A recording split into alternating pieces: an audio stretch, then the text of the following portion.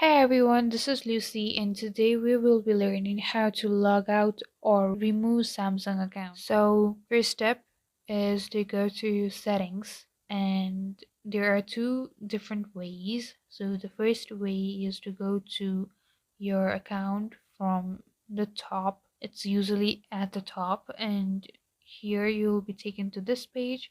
Just scroll down and you will find the sign out button at the bottom of your page. So another step to do this is to go to accounts and backup.